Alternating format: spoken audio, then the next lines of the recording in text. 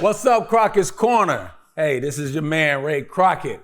And I just want to give you guys some corner knowledge here. We're approaching the halfway point of the season, and I wanted to do something a little different. I always told you guys that I wanted to pride myself and use this platform to make sure that we highlight a very different brand of people, not just your 1 and 2 percenters, because that is the minority. The majority of people, and especially in sports, the majority of guys that play football, basketball, baseball, they're gonna all end up doing something other than playing professionally. And then some are gonna try, some are gonna go overseas or go to the G League or go to all these different places to try to make it. And here's a kid right here in my city that I wanted to highlight. His name is Jordan Tolbert. This is a guy that I followed for a while, and I thought he had a really, really promising chance to make it to the NBA. But a lot of things happened. This show is all about pivots. This show is all about transitions. This show is all about change. And he had to do all that in his young career already. So I wanted to highlight this guy because I wanted to show the world that not everybody get to be in that 1 percentile, that 2 percentile. Most of the world is in the 98 percentile. And that is the people that go out, play football, play basketball, or whatever that is, don't quite make it to the league, but still have goals and aspirations to do something very important in this world. So I always tell people this. I tell a lot of guys that I mentor nowadays that you don't have to be famous to be effective.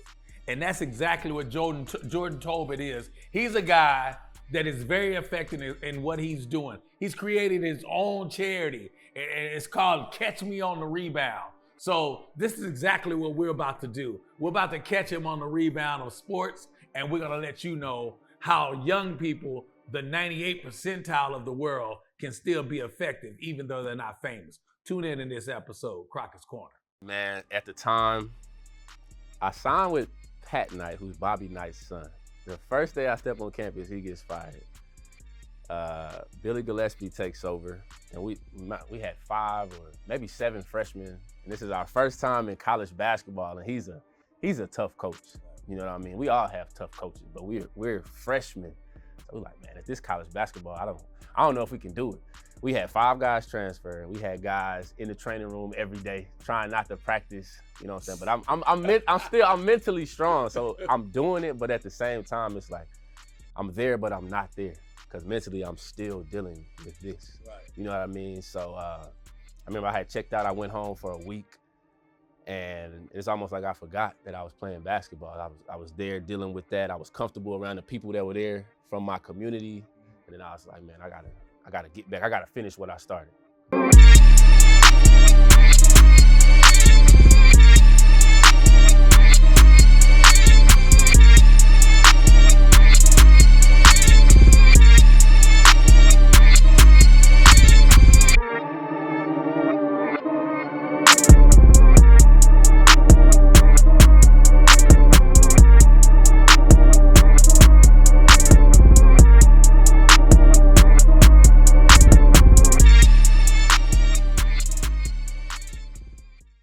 What's good, family? You are now rocking with the best, Ro Parrish, and we are now on the corner. It is Crockett's Corner, and I got to introduce my man, the one and only Ray Crockett, 2-time Super Bowl champ. And we are here, just like my man said, we're hanging on the corner. And you know what? On the corner, there are always different types of stories. There are success stories, there's some sad stories, there's some failures. But I want to do something today. We always hear about the minority. You know what I'm talking about? I'm talking about that 450 NBA players that make it into the league. But there is a majority of the league that don't make it. And they have to go play overseas. They go play in the G League. They go through trials, tribulations. We got a guy here today that I know that's from my hometown right here in Fort Worth from SMU that has suffered through some of those trials and tribulations. Ro, let them know who we got. So it's like this, as he mentioned, D1 athlete, SMU, Texas Tech, by the way, on the all-decade team for the Red Raiders. Graduated to playing overseas, so of course, he's international. Spent some time in the NBA, in fact, with the Atlanta Hawks this past season in the Summer League. But we all know in life you have your valleys and you have your peaks. And through his valleys, he's figured out a way to give back to the youth with his foundation. Oh, and by the way, he might be the only ball player we know that can spit bars about mental health. Some people like to call him Slim. Some like to call him Big Game James. But on this show, we go by his government name. That is Jordan Tolbert in the building. Hey, Welcome to Crockett's Corner, my man. Thank y'all, man. Appreciate y'all you. for We having are me. happy to have you on the show, man. And the reason why I thought this show would be important is because we always talk about the success stories. You always see the millionaires, the Steph Currys, the Draymond Greens, of course, the Big Game James. You see all those guys all the time. But the majority of the guys are guys like yourself, guys that have aspirations to play in the league. And for whatever reason, things get turned a little different. You had to go from one school, Texas Tech, to another school, SMU. Then you go from there, you go to G League. Then you go from there, you go overseas. Let's mix it up a little bit on the corner, and let's talk about some of the trials and tribulations that you had to go through. First and foremost, give us a little touch of who Jordan is. Okay, so I would say the biggest trial and tribulation that I had for any man was losing my father, and my father was older generation, not one to share emotions and fellowship and things like that. When I got to Texas Tech, we were building that fellowship, but I still had my certain resentments about my father and things like that. Sundays is usually when I would fellowship. I would call home, speak to the family, but I felt empowered by my resentment at that time because I felt like I'm my own man. Mm-hmm. My dad called me Sunday. For whatever reason, I don't know what was going on in my life. I brushed him off. I said I would call him back, and he passed the next day. Wow. So my world was broken. And at the time, my trainer, Keith Garnett, he said, I think you should take therapy. You know what I mean? So I took individual therapy there with Sheila. That was one-on-one. At the time, I decided to transfer to SMU. I figured that would be the best thing for me, closer to my family. Right, changing the environment. Legendary coach Larry Brown, the infrastructure was there. So I get there, individual therapy again, and eventually we had Natasha and Ricky, and these guys had worked with a couple of Dallas Cowboys. So my first two therapists, no disrespect, we grew up in different cultures, different backgrounds, so it wasn't as easy for me to open up with them. When I got Natasha and Ricky, someone from my culture, and we had other basketball players and other football players. So I got to share my story. I got to hear everybody else's story. And I was like, okay, this is good. So a lot of times in therapy, very similar to sports, the right system, the right program, the right fit, is the same parallel for finding the right person to talk to as far as a therapist goes. Exactly. But first and foremost, I have to just take a couple of steps back for me, because you went right into therapy. And most of us know our culture, the black culture, we're not big on therapy. No. How did you get to that point at such a young age and such a young man just to say, you know what, therapy is best for me? What was it that drove you to that level? Because that's a big step to take. What was it that drove you to that step? My dad was very, very big on faith. At certain stages in my life when I was 16 or 17, there was no more whoopings. You know what I'm saying? That wasn't gonna work. Mm-hmm. So eventually we had an altercation, and he said, no, if I don't leave you with anything, I want you to know God. So when he passed, I was in college, so I was still living that college lifestyle, D1 lifestyle, staying out, women, whatever you call it. Right. Whatever that you wanna call that lifestyle, label it. We all know. That is a lifestyle. So I went double down on that, Okay. but I was still feeling empty. Right. I wasn't getting the validation that I wanted from that. So I was like, all right, let me just try this. Let me just try something that's different that nobody in my family I don't think has tried. Let me just be the first one to just try it. So and it changed my life. Wow. That's powerful within itself, because see, here's the thing that I think about for me, because I went through therapy as well, and it took me a long, long time. I was really a girl. So for you at such a young age, so it was your fate that brought you to therapy because of the emptiness you felt inside. What happened between you and your dad, if you don't mind me asking? I want to dig a little deeper on that. We can dig. So I would say one thing that I had to learn was that my parents had a relationship before I was born, before my siblings were born. But typically parents just put their kids before their relationship. And I was a selfish kid that I wanted whatever was going on with me to be the number one thing, so the way that my mom and dad, certain things in their relationship I just didn't agree with, you know, and I felt like a man, and I wanted to voice myself to my dad. I wanted him to see that I'm a man, you know, and it just, we weren't able to reconcile our differences at the time before he passed. So I was like, all right, man, like, the only thing that he left me with is that he wanted me to know God.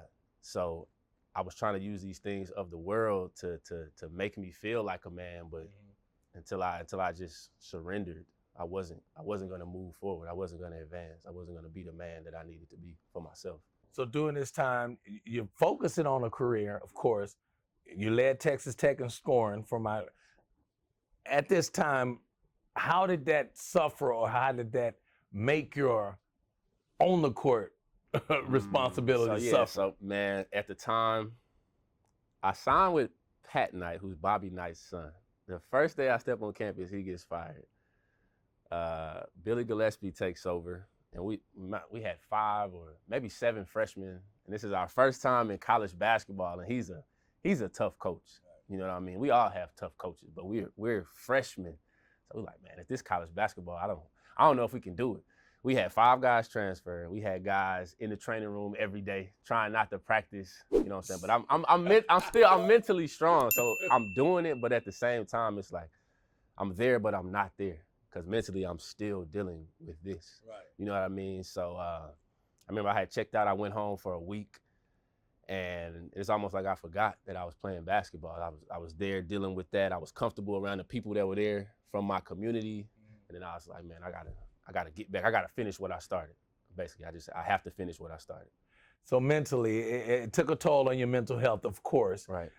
But it was really the relationship outside of the relationship that was really bothering you. So once you get there and you get the Tech, right, and things start to go better, things start to go well, you start to play better, then you and your dad get into this altercation or whatever. At that point, what did you think you had to do as a young man at that point in order to turn things around and to get back to where you wanted to be? I just had to put my own pride and ego to the side. You know, like of course you wanted it to all be about you, but we're all a team. Like a family is a team. You know what I'm saying? And even though I don't agree with necessarily everything that he says, he's still my father. Like that's his role to lead me to try to do the best that I could do. So I had to, now that he's gone, I had to be that. I had to be there for my family. You know, my brother was gone at the time, my grandfather was gone at the time, and it was all women. So I felt like, okay, like, wow. Now, the same stuff I was complaining to him about, I now have to step into that role. Right. So you're the man of the house now. Now I'm the man of the house. So not to cut you off, but your relationship with your mother, Tramika, has been described as from what I've read, is very close. How did that relationship change once your father passed away? It was rocky because you know, at a certain a father and son relationship is different than the mother and the son. Exactly. So you know, the mother will let you get away with murder. The dad is not going for that. Right. You know what I mean? So at one stage, I felt like a little way about my mom.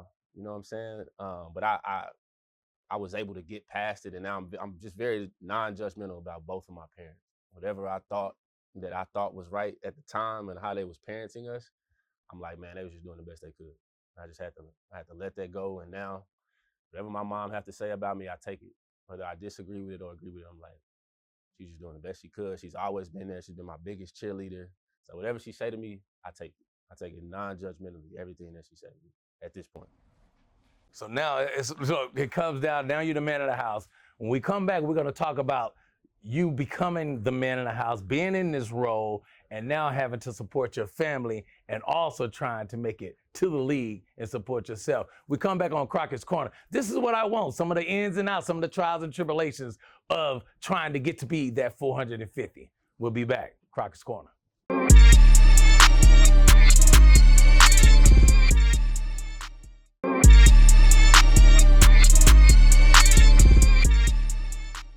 That's right, back on Crockett's Corner. Got Ro, Ray, and of course JT's here with us discussing everything in his life. Now, we're going to talk about how you became the man of the house, but before we get to that point, we got to go back just a little bit about your upbringing while your father was still in the household, because your mother, Tramika, describes you two having a very close relationship prior to when things went in another direction. So talk about your upbringing with your two siblings and how things were in the household.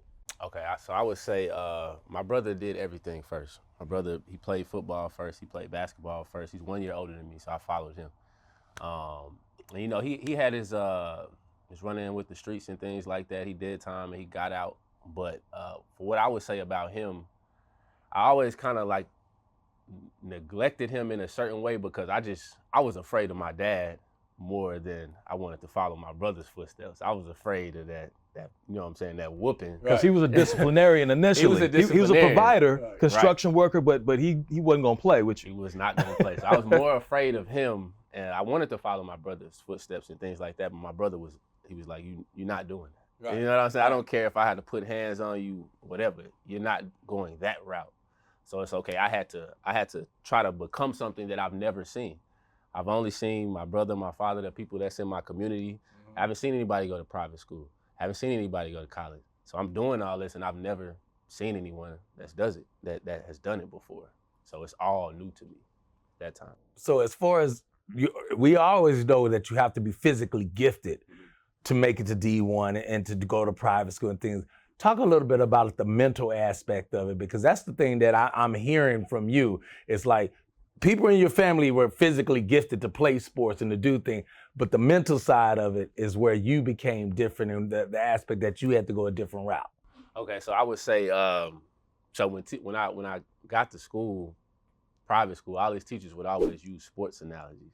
So in my head, I'm like, they think I'm dumb, right? But in reality, I learned that it's actually a cheat code, because if I understand sports and they understand sports, they can break down complex things and make them easy for me to digest. Make it relatable. So I'm like, all right, let me be a player and be coachable for anybody, you know, regardless of their stature or who they are, or, you know, typically we only follow people that's successful, that have reached a certain level of monetary success, but it's always been people that I never expected that gave me kind of like the most gems in my life. Even players, sometimes people you just randomly meet at 2 a.m. after you've been outside, and they give you some game that'll change your life. So I learned to just, okay, if I'm a player, then I gotta always be coachable. And I think a player always needs a coach. That's on the field, that's off the field in life. Like you always need somebody to see what you can't see, and to kind of tune those things up. So how important was it for you? Like you said, your dad was a disciplinarian, your brother was willing to put hands. So he was really a disciplinarian. How important was it for those two to make sure that you didn't go the direction that they went in? Because that's normally how it is. Right. Most of the time, a father wants more for his son. So how important was that for you in that household? At the time, I couldn't see it, because I'm young, and I'm like, man, this dude, like, you know, he would tell me he loved me and certain things like that, but it wasn't in a way that I wanted it. Right. You know what I'm saying? It wasn't in a way that we see on TV. You have different love languages. Different love languages. And that applies to more than just the opposite sex, just how you relate to your family. Yeah, exactly. Father and son, you want a certain relationship with your father, and maybe he's not necessarily there yet. Right. Based on how his father was with him. Mm-hmm. So, and that's typically how it is. You know, it's typically, as they call it, those generational curses that you have to try to break. Right. So so that was very difficult, and now I know, like, hey man, everything is gonna happen on his time. You know, he's not here anymore, but I'm still very in touch with everything that he wanted me to do and for what that he wanted me to be, even at this stage right now. As I said before, my teachers, when I got to private school, it was kind of like a culture shock for me in the moment. And they would always explain things and say, Jordan, I'm gonna use a sports analogy. At the time, I thought that they thought that I was dumb. Right. But I realized that if I understand sports and they understand sports, and they can explain complex things to me, but break it down in a language that I understand. So I'm like, okay, this is a cheat code. Any athlete can use this. You know what I'm saying? I don't know if any of you guys can relate to that, but for sure. Yeah. Did that bother you though? Like At first, yeah, that's it what I was did about. I know you had to take it home, and I'm sure you told your mom or something. Right. Somebody had to help you to understand it, because that's not normally what a high school student would understand. Right. That she's really trying to help me. At some point, it had to piss you off that they was kind of looking at you in that manner. Yeah, definitely. So Eugene Watts, man, my high school coach, he was there. I believe he's from the East Coast, and he was watching me from a different lens than I'm watching myself. Just my behavior, being on time, tucking my shirts in, all things that they're watching. We would have weekly meetings and we're like, okay, Jordan, you gotta be on time. Jordan, you gotta tuck your shirt in. It was like every little thing that I did, they would call me out for. And I'm like, I'm in class with the other students. Like I see how they act and they behave, but y'all gonna treat me like this. But this is what comes with it. This is what comes with that scholarship. This is what comes with being able to be in this establishment. And so, after so many of those meetings, after meetings with my coach, he just broke it down like, well, yeah, you're different. Mm-hmm. They're gonna treat you different. They're gonna look at you differently. Don't feel a negative way about it. Just show them that you can exhibit that character. They're trying to exude the leadership out of you. Exactly. Yeah, so because to whom much is given, much is required. Exactly.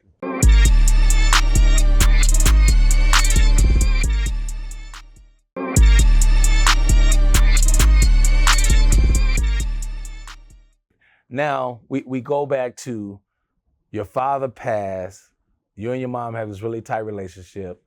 You have a close relationship, even though it's a standoff relationship with your brother. How does it, for a guy of yourself, now that you're becoming the man in the house, what's in your mindset and what's your process, your thought process of saying, okay, I'm leaving Tech now.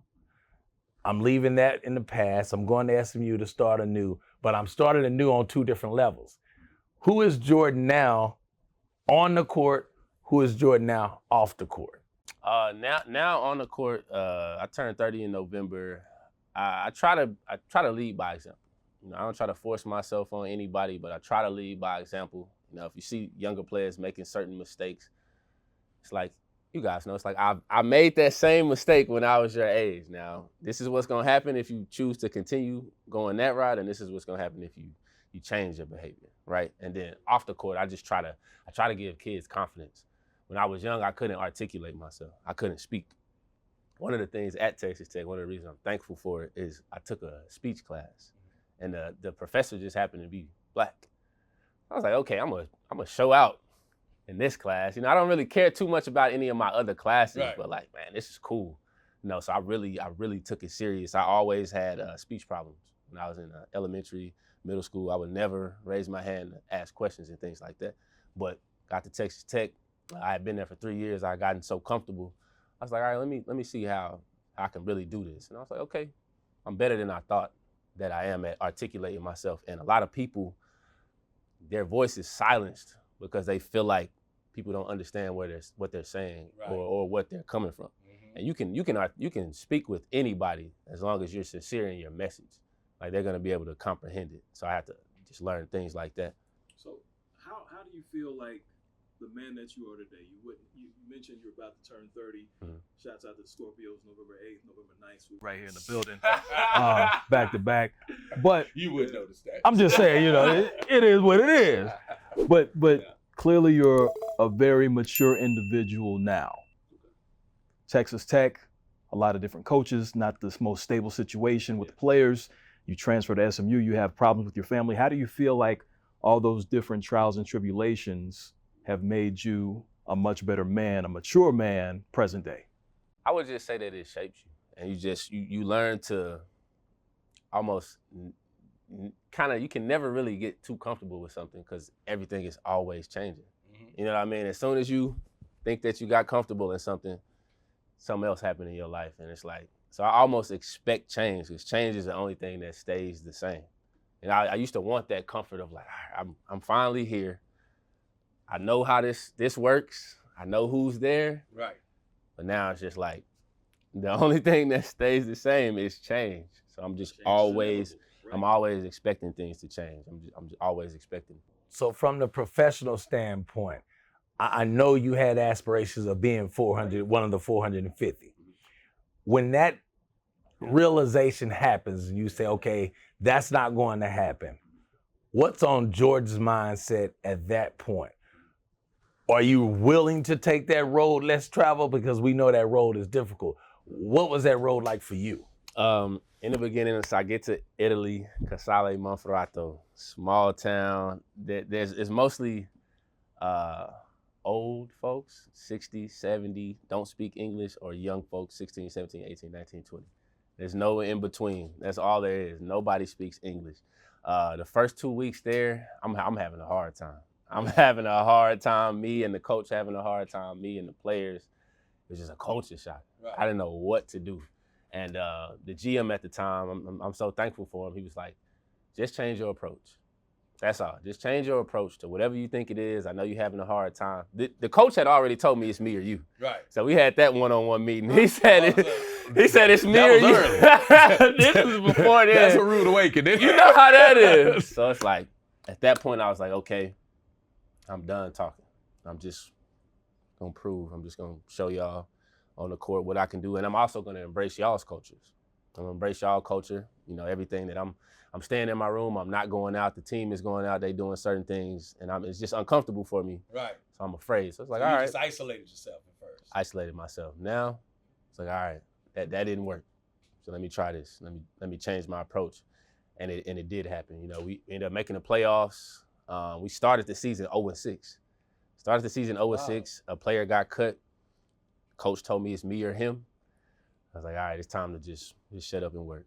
And I don't really have anything else to say. I just have to work. And I was able to, finish the season, that's a big deal for a professional athlete, just finishing the season. Right. You know how easy it is to get cut, get waived, and to have to go back home. So yeah, man, just being able to finish that season, change my approach, put my ego aside. That's kind of has been what's I've stuck around playing professionally. So after that first season in Italy, you go on to play in other different places overseas. Describe some of those situations and the ups and downs of playing over. Again, as Ray said, taking the road less traveled. This isn't the glamorous NBA. This is a little bit different. Oh, no. and this is what most people don't hear about. Most people, and I have a lot of friends that have traveled that road. That's why I felt it was important for our audience to hear this, because it's a tough road when you're going from strange place, foreign place, not speaking English, not eating food. It's a difficult task. Yeah. So I would say, you're in college. Everything is laid out for you. Your schedule, your meals, your practice. You don't realize how important that is until you leave. That structure, right. And that structure. Right. So now I have to structure myself, and this is new. So I played in the second division my first year. And in my head, I'm like, man, I know I can play in the first division. I don't care about anything else. I know I can play in the first division. So first division mean there's two different levels. Over in Europe that you play in. There's a little boy level, then there's a big boy level. So it's like, man, I know I can play there. You know? Right. And everybody's route is different. Some people are supposed to play at that level for a little bit longer to develop themselves to reach that level. But if you jump too soon, then you're not gonna reach that level. Right. And I jumped too soon. So I went to France, and this is their first division. But I would say I didn't have the right mentality at the time. You know, I had a lot of, I had vets, and, they were trying to tell me certain things. And I would say one thing that kind of hindered me in the beginning of my career is coaches. They didn't treat players with respect, but they wanted respect. I was like, you know what I mean? Right. So that was very difficult for me, because I just felt like I wasn't getting the respect that I deserved. And when in reality, only thing that matters is the wins and losses on the court. Yeah. We're gonna agree to disagree. As long as we take care of what needs to happen, that's all that matters. We don't have to be best friends. I don't have to be best friends with my players and teammates. As long as when that clock starts and that clock hits 0, we do what we're supposed to be doing. That's all that matters. And I had to get into that mindset. You know what I mean? And I went to France, and things honestly went down for my career in France. Right. When you go to France, if you don't speak French, like, you don't want to try to learn French, and they kind of look at you a certain way. Yeah. They judge you. by not jumping in and trying to learn their culture. So things went down, man. My career started to go down. I actually stopped playing. I got a regular job, and then I told myself, if I love basketball, like I'm gonna try it one more time, like on my own accord. If I love it, then I'm gonna do it on my own accord. And I played with the firm. Oliver Miller started the firm 30 years ago for the Waters twins. They were his friends at the time. And this was just like we had basketball tournaments, like semi-pro tournaments around the DFW. I played with them before I left, man. The firm has a different mentality. It's just like you give your all. That's it. Right. It's not a lot of thinking. You give your all, the next man gonna give his all. And I was able to find the love for the game again. And Coach Brown was supposed to coach in Taiwan. He told me to go there. He ended up not going. I still went, and I've been there since then. That's the love of the game, and that's what we're talking about here. We're talking about the love of the game. That is what a lot of these guys, the majority of the guys, play for. The minority is the 450 that we know about, the 450 that make the NBA teams. This is the majority. This is what I want to talk about, and this is right here on Crockett's Corner. We're giving it to you the really real, straight with no chaser.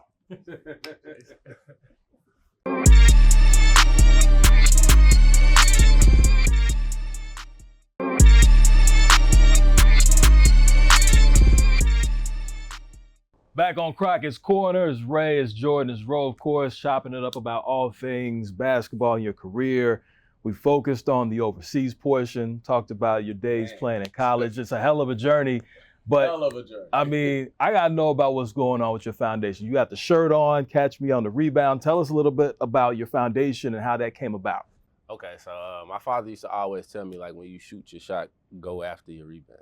You know what I'm saying? And I didn't really understand it, but it's like, when you have goals, you might not reach your goal. You know what I'm saying? It's like if you play sports, you might lose the game. Right.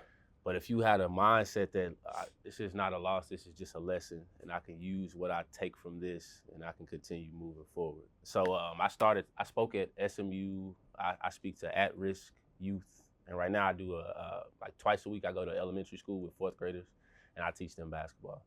So I just try to give kids confidence in things that I didn't have when I was a kid. I try to be who I needed when I was younger to kids now. And see, that's what sports does. I'm listening. There's two things I heard just then. One, you mentioned your father again. So it seems to me like you're learning a lot more lessons in his absence than you did when he was here. How does that strike you now? I mean, how do you feel about that? And his birthday just passed in September. Honestly, I just wish that he could just be here to kind of see like what I'm doing. Because when I was young, you would have never thought that I would be doing what I'm doing now. I just wish that he could be here.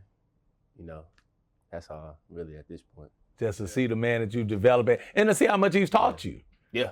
Without knowing, you know, how much he's taught you, just to see that. Yeah. And then now on the flip side of that, I see also you talk about sports, how important sports were for you to become who you are today. Mm-hmm. Because like you said, you had a speech impediment, mm-hmm.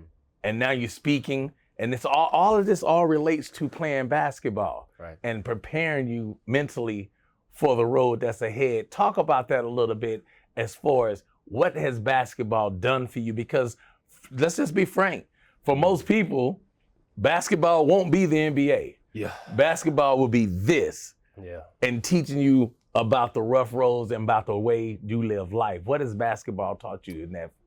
Basketball is, I would say, it's kind of like it's a superpower. So if I don't understand something, then okay, I'm a rookie. And whatever it is, I'm a rookie again. So it's like I need a mentor. I need a coach. I need somebody to show me. And like where I lack, I find the people that don't lack, and I allow them to be strong at what they're strong at, and I'm strong at what I'm strong at. And I just kind of look at everything that way. So I'm always a player in life. Even if I'm not playing basketball, like I'm still hooping in life with those same principles.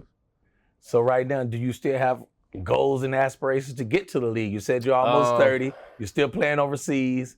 Look, if Jordan were to wake up tomorrow, what's on Jordan's mind? What are your goals? What are your aspirations? Well, one of my close friends is in the league. Miles Turner is in the league, and I believe he's in his 7th year. My college 7, 8 years. Yeah. my college roommate is his manager, so I got to see professional basketball at the highest level, like you say. And I'm like, okay, now they taking guys. Now you can go to the league at 18. They taking these kids and they putting them in a business that's ran by men. Right. So it's the players that play that don't make the league. They're still needed for these young kids. Like these kids get there, they don't know what they're about to face. They think they do. Exactly. It's fun. You know, the lifestyle is fun, but it turns to business really fast. So I just see that's almost needed more than wanting to be the athlete. Everybody wants to be the athlete. Right. But you can see right away who has it and who doesn't have it. And there's even players, there's players that they have it physically, they don't have it mentally. Exactly. And all they would probably need. So do you see yourself as somewhat of a consultant now for younger guys? Do you see yourself working in an agency? We know you have your foundation helping younger kids.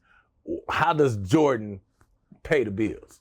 I pay it from basketball, but I wrote a book. My book should be here soon. I just want to encourage kids to continue to tell your story, whether you make it to the league or not. Continue to tell your story. Somebody needs your story. Somebody needs to hear what you've been through, whether you were the star on the team or whether you were the last man off the bench. Somebody needs to know. There's people on every team that they're glue guys, and people don't realize that like that is a role. Like there's glue guys that stayed in 10-year,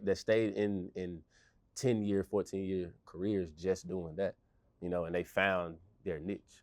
So I just want people to find their niche, that whether that's sports, whether that's speaking, whatever it is, I want them to find their niche and just be comfortable trying new things.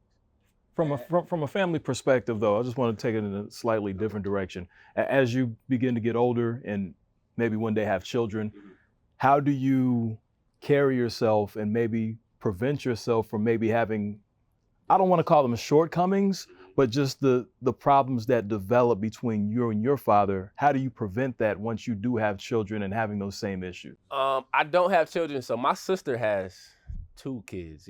Chloe is 8 years old and Journey she's about to turn 1. So her father is absent. So immediately I get to step into that role. And I don't know anything about that. And then I realize she absorbs everything that I do, whether I realize it or not.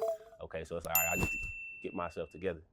You know what I mean? Whether I'm living that certain life where I want to be or not, she needs to know that this is what my uncle is about. My uncle plays basketball. You know, he cares about mental health. He speaks, but he does everything that he does. He takes it serious. Like he's professional about everything that he does. So that's kind of where I'm at now. And I wanted to hit on that too. You mentioned mental health. Where are you now? You said you've gone through therapy and you was taking therapy. Are you still in therapy now? Because trust me, I know I've been to therapy and I know that's a day-to-day, hour-to-hour. It's a fight that you still have to fight, and it's probably consistent and ongoing. How about yourself? Where are you mentally? I would say I'm no longer in therapy, but I just try to be vulnerable with every person that I come in contact with. You know, and I've learned that I still face my issues all the time. I write, I meditate, I do yoga, I work out, and that kind of helps me with what I'm dealing with. You know, and sometimes it's therapeutic to just listen to somebody. Sometimes it's somebody that's in a way worse situation than I am, and they just need an ear. They don't need me to say nothing back. They just need to unload. You know what I mean? So just being present, like being there, and then they'll say, I can't believe you just sat there and like listen to me. I can't believe you're in here sitting down with me, like you. So just being that for people. And this is another thing, because he spoke earlier about not being able to speak publicly, not being able to do it well, taking that speech class. But, you know, he spits bars now. And not only does he he spits bars, but he might be the only person that I know that can spit about mental health. So he talked about writing being therapeutic. where did that whole idea to start doing that? And I'm gonna put him to the test. Though. Oh, I know you are. I gotta hear a quick 8 or something. But before we even go there, I'm we definitely got to test you on that. We got to see what the bars sound like. But where did that idea come from? What inspired you to want to write and spit bars about mental health? Want to spit bars about mental health. I would say, Jay-Z, things like that. When I was young in Fort Worth, Twisted Black, he was a really big rapper at the time. Right. So we met Twisted Black. He would contribute to our tournaments and things like that. So I was like, okay, you can be a rapper. And it's not even about being a rapper. You can have a voice. Exactly. Not too many kids grow up and think, man, I could be a voice. I could be a voice for people that they won't never get to hear their story, but I can be their voice. So it was kind of that, and just writing helps with me too. Like writing is kind of therapeutic for me as well. Sometimes I can't articulate what's going on in my head. I have to write it down. So. And before we test them, I gotta test him. No, we definitely gonna test them. But I gotta test him. So where did I take it your rap name is Big Game James. I've seen a couple of things. Where did that name come from? Why did you choose that name to be your rap moniker? My dad's name is James. Okay. James Worthy. I'm big, I'm tall, it's just gold. And I got game. There it is.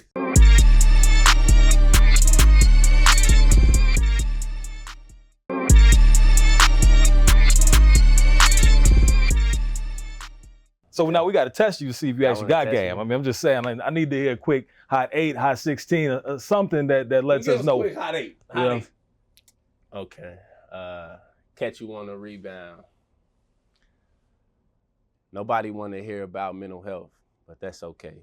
Lost in the lifestyle, where's the exit out the maze, but they act like I don't say nothing. Look in the mirror, what's leaving is always coming, but what's the point of running? That don't accomplish nothing. You should have a discussion. Got me huffing and puffing. I'm out here pulling strings, pressing buttons, but the drugs got us numb. We don't feel nothing. Okay. Okay. Hey, we're gonna toast to that. And on that, I want to just say this. This is why I wanted to have this show on Crockett's Corner, because of course we like the fame, we like the fortune, we love to talk about the success stories. But at the end of the day, that is the minority.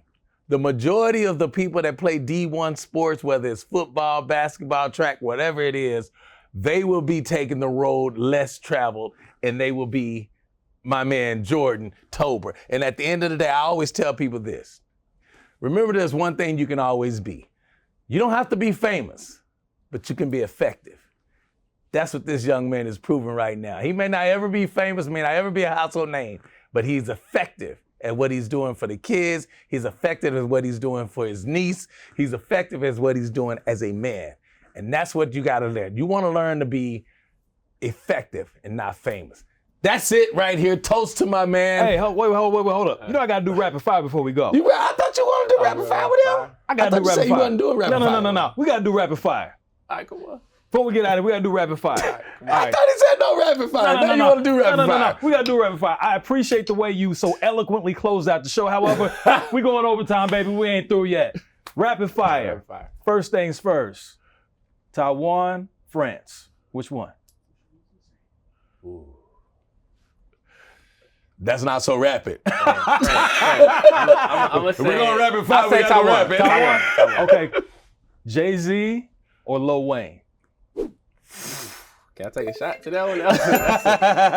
Wayne. This rapid fire is turned Wayne. into slow fire. Wayne. My middle name is Wayne.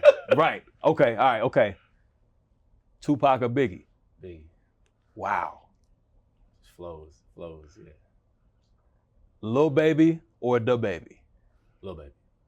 Okay. Mustang or Red Raider? I'm gonna drink while they doing this. That's hard. I'm gonna take Raider. me a drink while they rapid firing, because their rapid fire turned to be real slow. Red Raider. Red Raider. That's a wrap. That's all I got. That's a wrap? That's a wrap. That's all I got. I've already closed out the show. We'll be back on Crockett's Corner next week. Thursday, we'll see you guys. And maybe the rapid fire be a little bit rapid. I probably slowed it up for you, man. Oh, it's all good. It's all good. Catch you on the rebound. Nobody wanna hear about mental health. Okay. Lost in the lifestyle, you don't wanna end up like OJ. Don't act like I ain't say nothing. Look in the mirror, what's leaving is always coming. What's the point of running? That don't accomplish nothing. You should have a discussion. Got me huffing and puffing. I'm out here pulling strings, pressing buttons, but the drums got us numb. We don't feel nothing. Big game. I've been living the life, why would I keep it to myself when I know that we need help? But nobody won't hear about mental health. Catch you on the rebound. My granny favorite verse was Proverbs 23. I was confused as a youth, couldn't see the Jordan in me. I'm trying to make it home, like Dorothy clicking my feet. And Red Giuseppe start designing what set me free. Catch you on the rebound. Nobody wanna hear about mental health. Okay. Get so caught in the lifestyle, you don't wanna end up like OJ. Don't act like I ain't say nothing. Look in the mirror, what's leaving is always coming. What's the point of running? That don't accomplish nothing. You should have a discussion. Got me huffing and puffing. I'm out here pulling strings, pressing buttons, but the drugs got us numb. We don't feel nothing. Look. God tested my faith, cause I told him I know I'm great and it's never too late. But there's no time to hesitate, I had to cross the river. Even though the boat rocked and shivered, that just mean you gotta go through hell to be delivered. Catch you on the rebound, that just mean I see you later. But only for my loved ones and not the haters. They're smiling in my face behind my back, they be debating on how to bring me down, shit, they gon' be waiting. Nobody wanna hear about mental health. Okay. Get so caught in the lifestyle, you don't wanna end up like OJ. Don't act like I ain't say nothing. Look in the mirror, what's leaving is always coming. What's the point of running? That don't accomplish nothing. You should have a discussion. Got me huffing and puffing. I'm out here pulling strings, pressing buttons, but the drugs got us numb. We don't feel nothing. Look.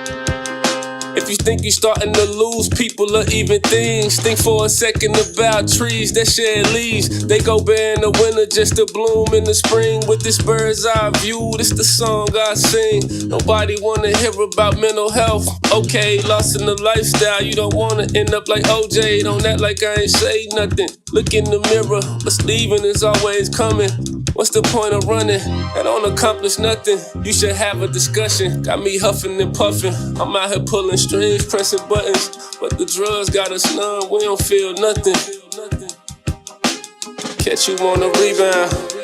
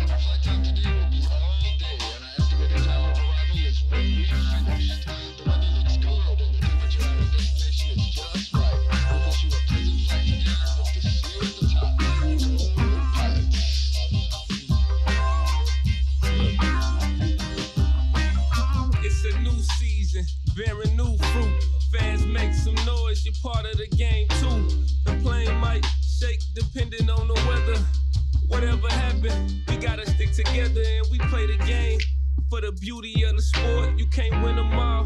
Sometimes you fall short, just give it your all. Leave it all on the floor. I mean, what more can you ask for? Tie your shoes up and listen to the game plan. Sometimes you gotta take matter into your own hands. Respect is earned, it's not given. So calculate your steps and execute with precision. Basketball is my favorite sport. If you got it in your heart, then meet me on the court. No matter how tall, no matter how short, just make the right play, that's all we can ask for. It's time to fly high. Prepare for takeoff, buckle your seatbelts and prepare to hold on. It's a new season, bearing new fruit. Fans, make some noise, you part of the game too. When the horn sound, look, class is in session. You reach and I teach, I'm out here handing out lessons. Making a living, playing the game, such a blessing. Don't take it for granted, it can be gone in 60 seconds. I was on the bench, itching to get up in the game, so I stayed ready. I knew coaches would call my name. No matter how tall, no matter how short, just impact the game. Don't worry about the score, you can't win them all. Sometimes we fall short, keep chipping away, but it's work, it's reward. Basketball is my favorite sport. If you got it in your heart, then meet me on the